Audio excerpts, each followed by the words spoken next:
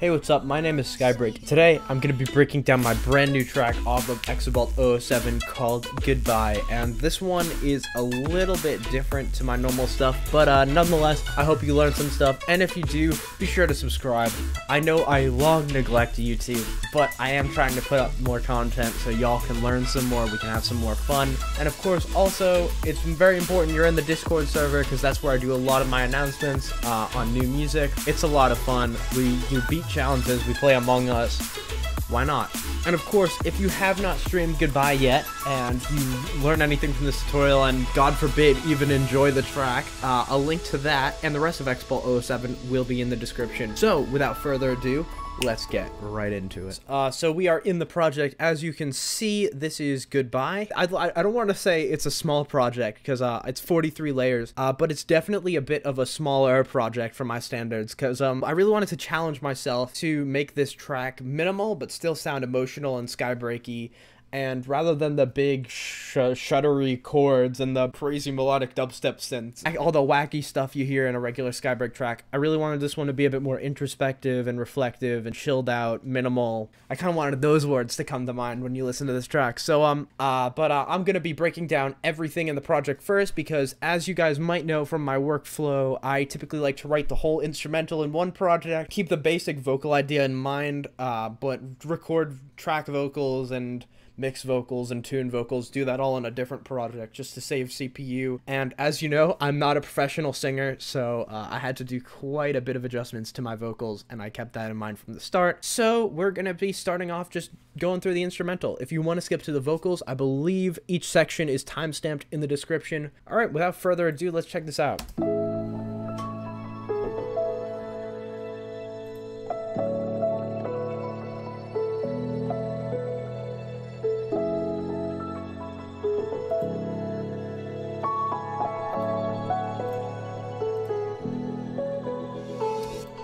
So right up front, we hear this, we've got like, most of the space is filled up by this piano. I was still really into Lab's soft piano. Still am. I mean, it's a god tier piano objectively, and for a free piano, it's ridiculous. I'm not doing too much processing here, despite what it seems. A lot of it is just I'm high passing it before my compressors. That way, we're not eating up headroom that could be used compressing the nice frequencies. We're just taking them out up front, so the compressor is only compressing like the stuff we want. I got a little OTT at 30% with 12 dB output gain. That's to really make it a bit louder and add a little bit of glue to it. And after that, let's get to the fun part. Crystallizer, Soundtoys Crystallizer. This is a really good plugin. It goes on sale a lot. What it basically is, it's like a granular delay plugin that chops your sound into like a billion bits. But when you're trying to make something really beautiful and granular and pretty, this is a must-have. I've pitched it an octave up, so it's going to take random bits that it's chopped up of the sound, pan them around, put them at different pitches. It's really nice. So then I've also got this blurred bell atmosphere. So I put a transgate on this atmosphere that I believe I got from a friend's sample pack. I'm in a Discord server where we just throw whatever we've been making in sample share. It's just like communism, but for musicians. And we just, we all take each other's samples and use them in interesting ways. So in this case, I think it was neat, put up an atmosphere pack. And I'm using that here. I put a transgate on it and some OTT. That's really giving it that 16th note flow in the background, but that doesn't low pass in until later. Also in the beginning, I've got this night ambience because this is all about story building and world building. Since the first line is, "It's my last night here with you," I really want it to feel like it's genuinely like the last night before you go somewhere. So of course, very subconsciously, you're hearing these crickets, whatever. It's a midsummer night. I think I went over this in the parachute breakdown as well. Then we have this little dude's come in.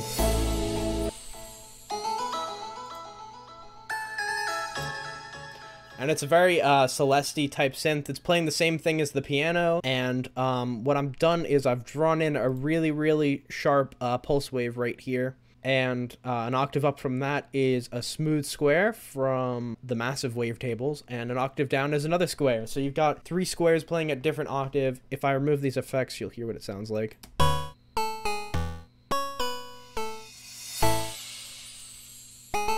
It's really nice. A little portamento as well, never hurts. And we've got some disperser that's making the transients a little bit less clicky. Some reverb and delay that's filling up the space. And then I've got a little EQ. As you can see, this is low passing in the first 8 bars. In the verse, it's a little bit more prominent, but not by much, because the top line vocal, kind of what I wanted the listener to hear more, as you'll hear later. Taking out some harsh frequencies and some mud. And here's the important part. I've got an M vibrato, and this is free. It's basically making the pitch warble up and down like a tape recorder on a faulty tape. And what we're doing is we're using this to kind of give it almost like a nostalgic, reflective vibe, which is what I said at the beginning. Like, kind of what I'm trying to do here.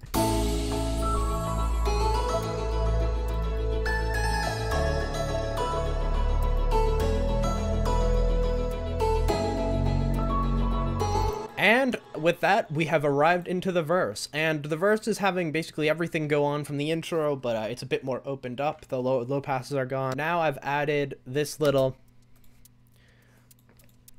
noise percussion, which I believe is just 3x oscillator with noise.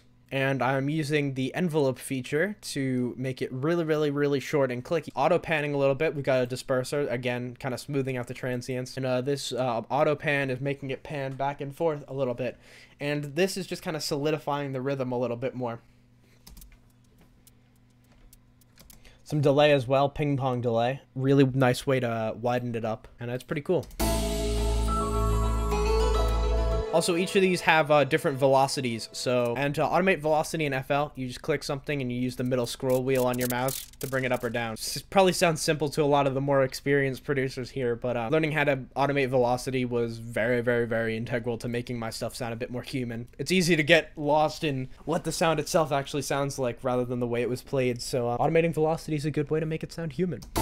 This one's a bit simpler than the one I went over in the Oliver's Parachute breakdown. It's just 8 voices of unison, and it's at about 0.2. And then same thing, OTT, some compression, low pass, making sure that the low end is not coming through in the stereo. So I've got this going on too. Again, really felt not heard, but that's starting to preview subconsciously to the listener what the drop is going to be like. And you can kind of do something like this via, like, if you're making like some kind of rhythm or dubstep track, maybe include some of the basses in the verse really faintly in the background. But in this case, the main motif of the drop is that so I really wanted to put that in the intro somehow where the vocal could still shine through. I believe the piano is also doing this on the top as well. This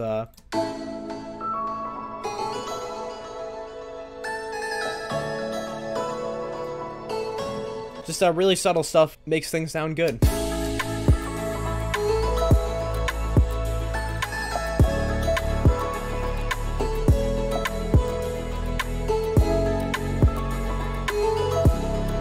Then for the second half, we actually have Miss Lena's top line from In Fowler Ocean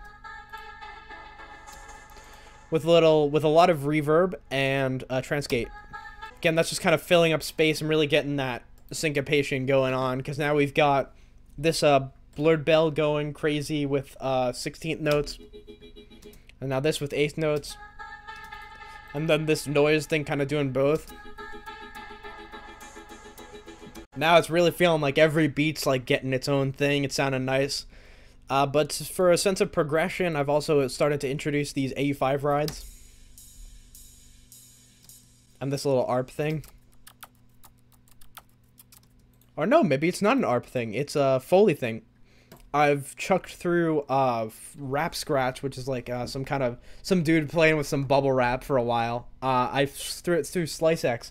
And what's really cool about SliceX is, it's right here, it says region, and there's a knob called auto slice, and you can put it onto medium auto slicing, and they'll slice the sample for you. Whoops, I just fucked up my whole thing.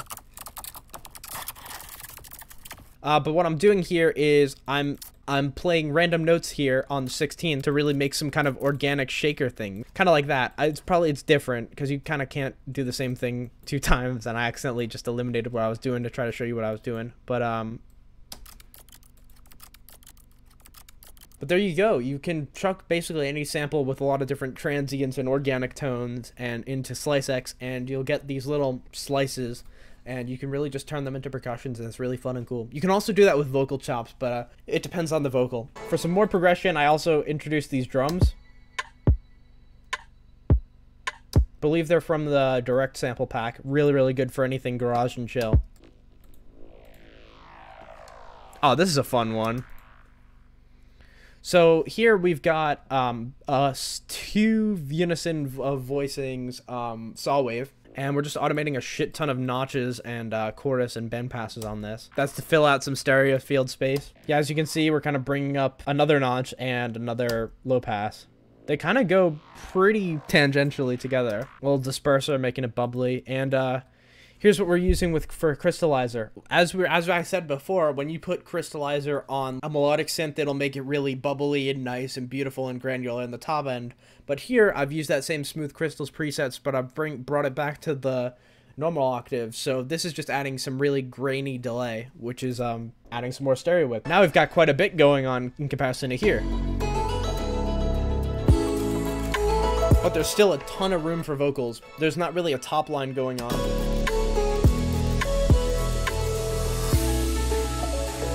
Here's one of my favorite parts, this little chord change here. Here we are at the build.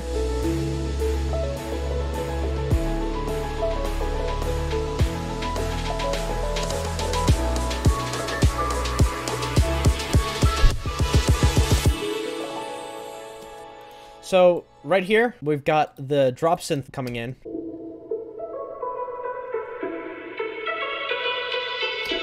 That's got a ton of reverb on it, so it's kind of washed out and in the background, but it's coming in with a low-pass filter, really preparing the listener for the drop. And speaking of that, we've still got the piano top line playing that hole.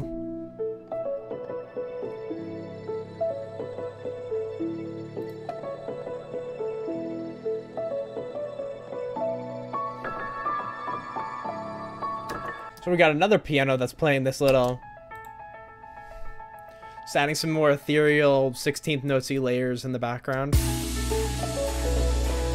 Reese is playing a new chord progression. Right there with that E, you're expecting it to do the 5-1 back into A, but instead it hits you in the face with an emotional B major. This is one of my favorite chord progressions.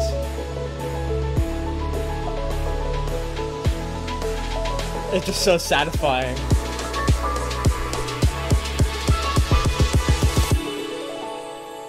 Then, of course, you got all your bells and whistles, like, I've got a few risers going on. I believe this is from the Modus pack. Got a little crash cymbal, and another crash cymbal reversed. And this little cashmere build fill thingy is coming in over time. Yeah, I could have probably sequenced this, but personally, who's gonna notice and who's gonna care? They're too focused on the vocal, all the other elements that, yes, it's okay to use a build sample or a drum sample or a fill. You don't have to sequence everything, you know what I'm saying? So yeah, then everything cuts out here, and we have this emotional piano going. Whoop, that's a really great piano. We cut it off into this little... and I thought this would be a nice juxtaposition because you got all these emotional, sad things beforehand. This song has a very regretful, like, bittersweet vibe, so I kind of wanted a little juxtaposition here. Heavy, sad anime chord. Poopy plop. So now we're here at the best part, the drop.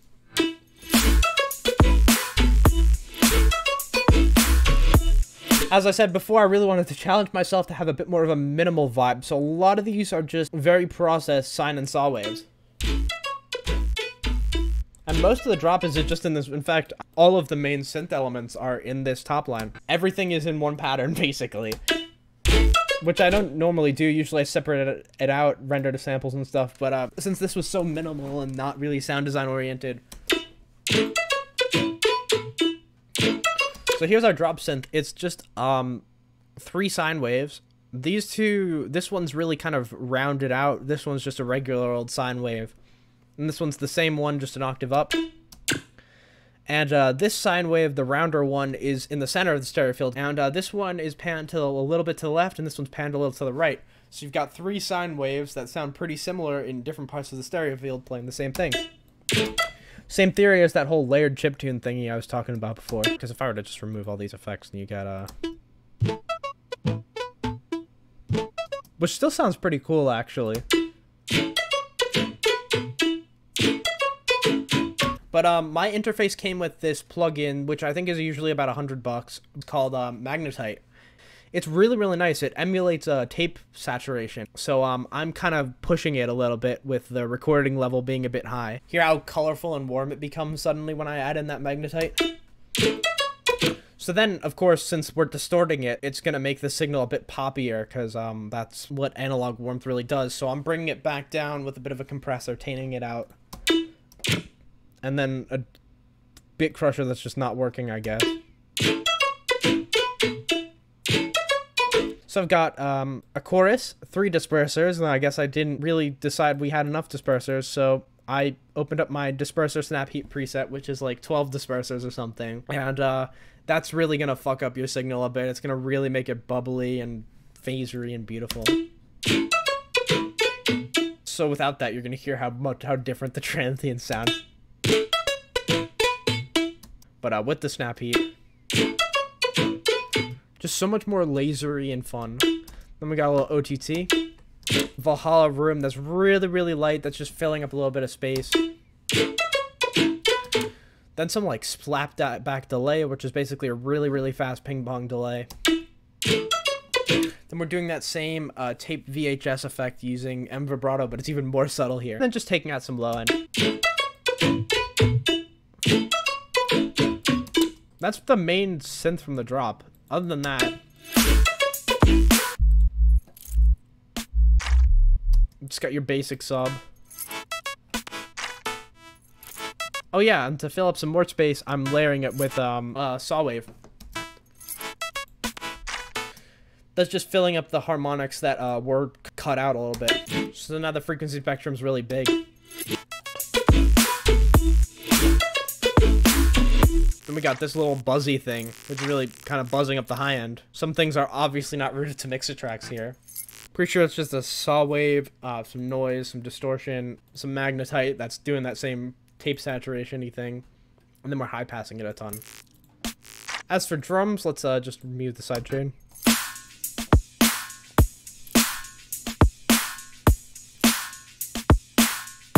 We're layering the whole thing with a super duper high passed almond break.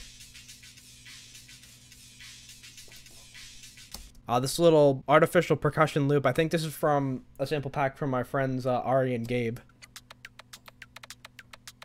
Usually I'll make my own kind of minimal click loop using Leviathan 2 samples, but here it's right here for me. Bubbly, poppy, beautiful, why not? So then we've got a snare here. This is 3 layers, yeah, 3 layers. It's a little clap, a little snare, and a little tail. And as you can hear, it's got a bit of a metallic tone. And why is that? Well, because we're using a convolver preset where we're throwing like a 1 sample impulse and someone's doinking it with like a pole or something in like a middle of a pole or like next to some metal. Without it, it's going to sound super empty in the stereo field and kind of devoid of color.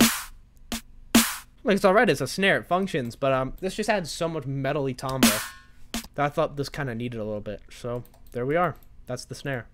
That's the secret. Convolution reverb wins once again.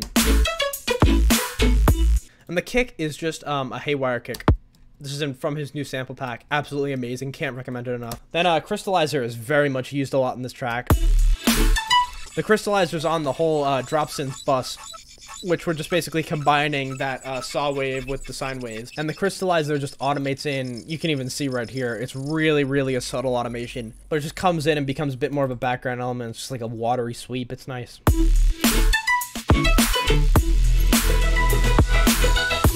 Now here's the sense of progression. We bring back that transgated bell from the intro. Start to fill up some stereo space. And there's that sliced up bubble wrap thing as well. It's adding a bit more interest to the syncopation. It's adding some 16th notes fun. We have this little Foley that's coming in and out. It's just a big log sample, and to give it some new tones every single time, we do a little volume automation up and then straight back down on the snare. A little shaker. Cashmere loop. There's a ton more layers in this bit. Stuff you can't really hear. We get a little ARP. Pretty sure that's just literally just a sine pluck.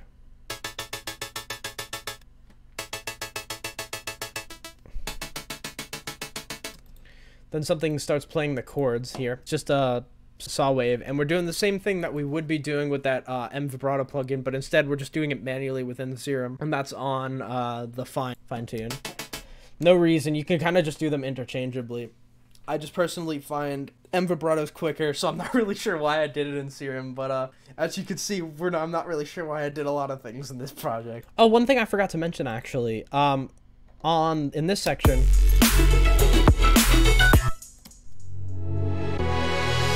to tease that like we could be going a lot harder and to kind of reinforce that restrained, regretful feeling of this track, we have these really big chord stacks come in just on these chords every 4 bars. Again, using a trance gate as kind of some kind of LFO thing. Then we kind of combine it with this granular synth.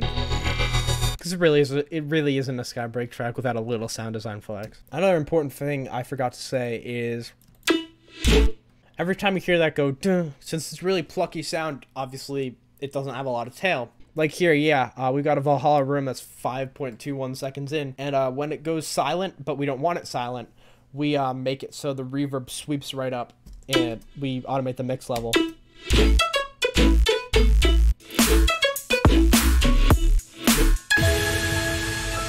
So we're kind of at the end of the drop here.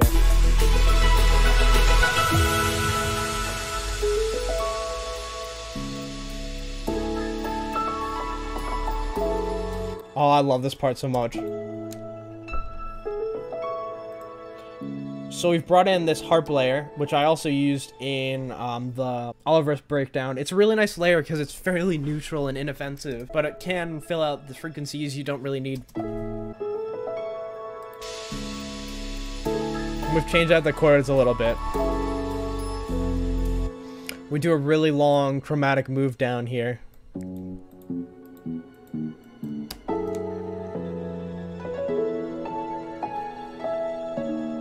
So nice.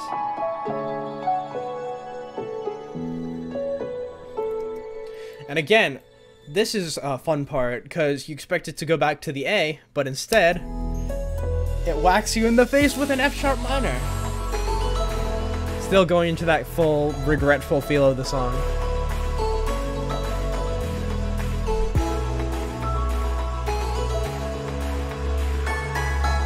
And it's pretty much the same instrumentation as the beginning, but now we've got some more pads going. I believe to get this pad specifically, what I did was I cranked the hell out of the settings on the crystallizer, then I put an Edison on the master, press pause, and when you press pause and you gotta plug in like a delay or crystallizer, you know how it kind of rings out at the end? Well, I really wanted to slap an Edison on the master, record that beautiful ringing out, resampled it as a pad.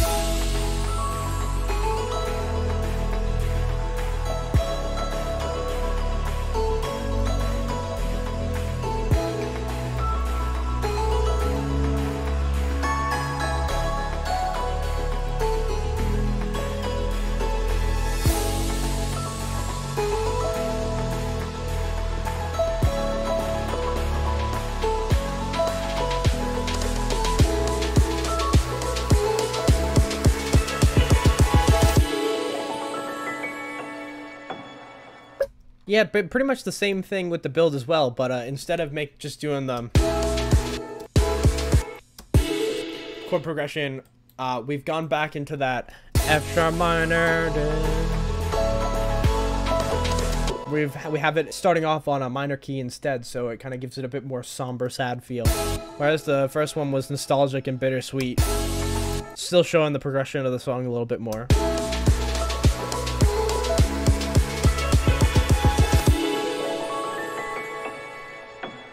Oh, also for a different kind of rhythm in this second verse thing, because the second verse is very, very similar to the first verse.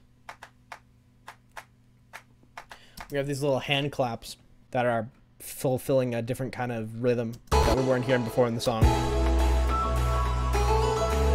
Again, extremely subtle stuff. A lot of the top line elements that are like the memorable parts of the song come out when we go into the vocals, which I'll be doing very shortly.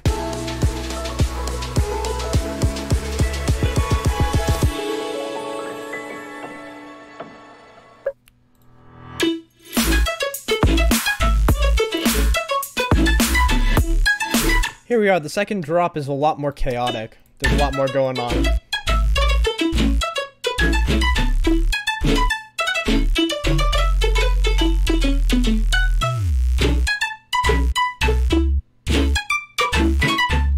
And something I forgot to go over in the first drop is, as you can see, there's no separate chord synth. Everything is being played by this sine thingy.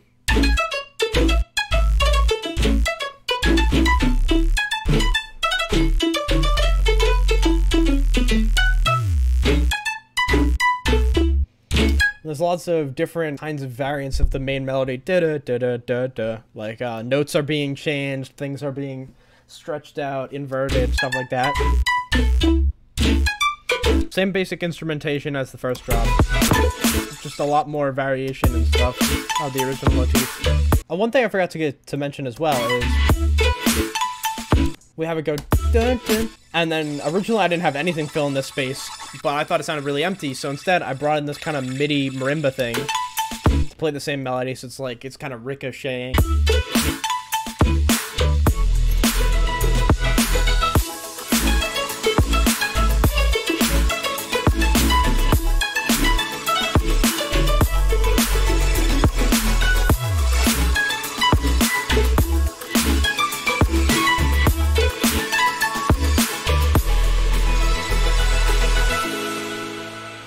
Here we are at the outro.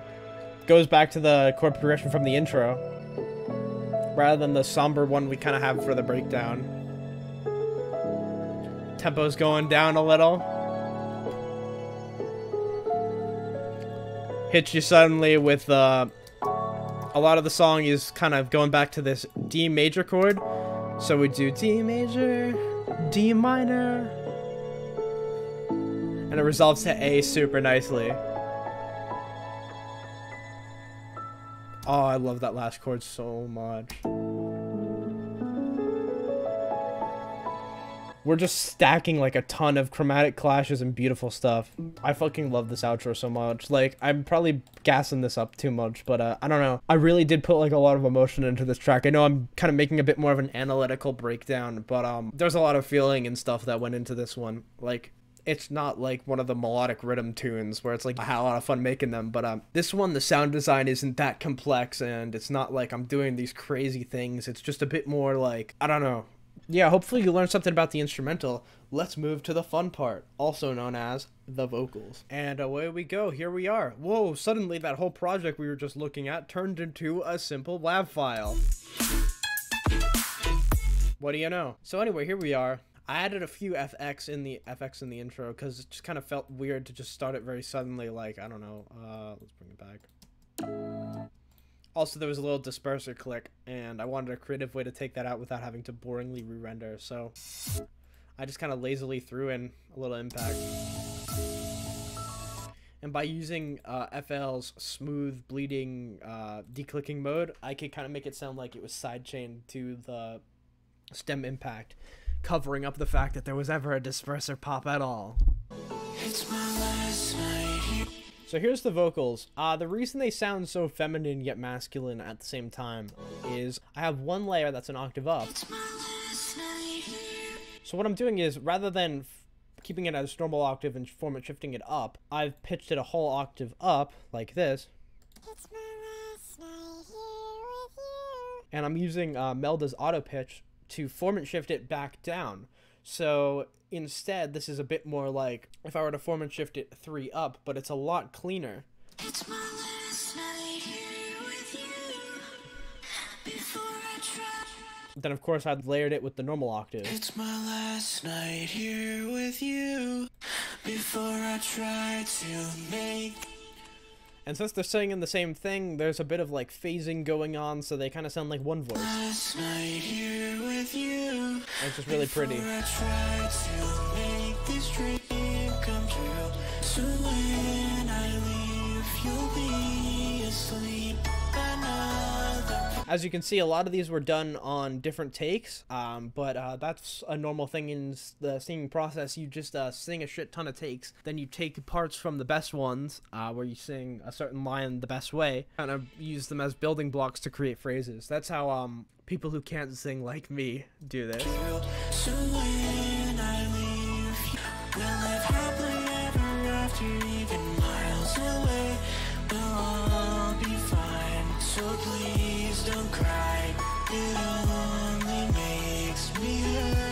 Oh, this line's a funny one. The reason this is all the way down here is, for the longest time, I couldn't think of a line for here.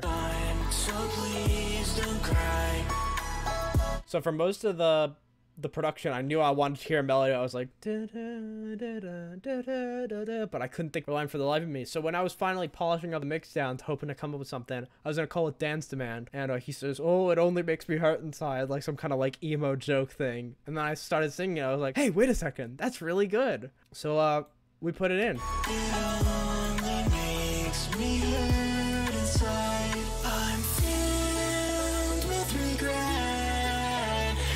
And of course, I'm using Melodyne. I intentionally threw everything through there and just kind of went really, really OCD with pitch correction and slides and stuff. I'm not gonna go through that because Melodyne is really, really intuitive, but also really, really boring and really, really tedious. So that's for a different tutorial for y'all. Sorry about that. And here for some cool stereo effects, I used FL's stereo delay functionality, which you can get by pressing this button. There's a whole nother panel for you. I don't wanna say goodbye. I used its built-in Haas effects to make my normal octave note to the left and this one to the right. I don't wanna say goodbye.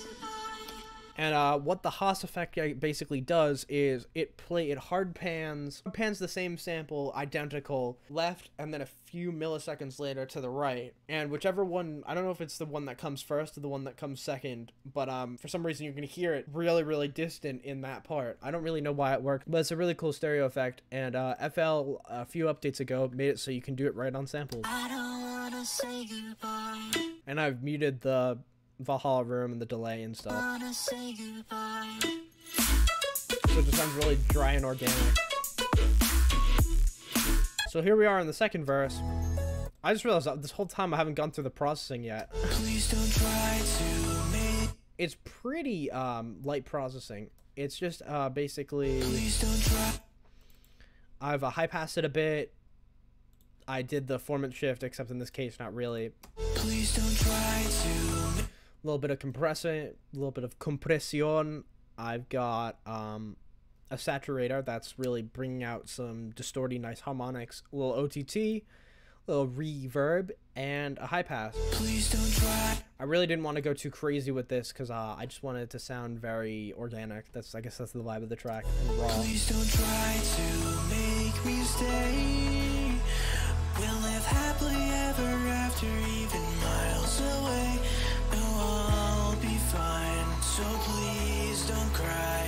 It only makes me hurt inside. I'm filled with regret. Then the double layer comes in again. What I know, adventure out into the snow. What should I do?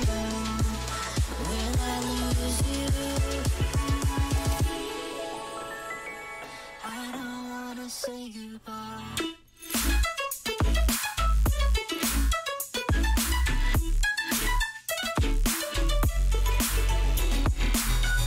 That's pretty much it on the vocals. The painful part of the vocals in this one is I don't have very good pitch control, so I had to go into Melodyne and fix that.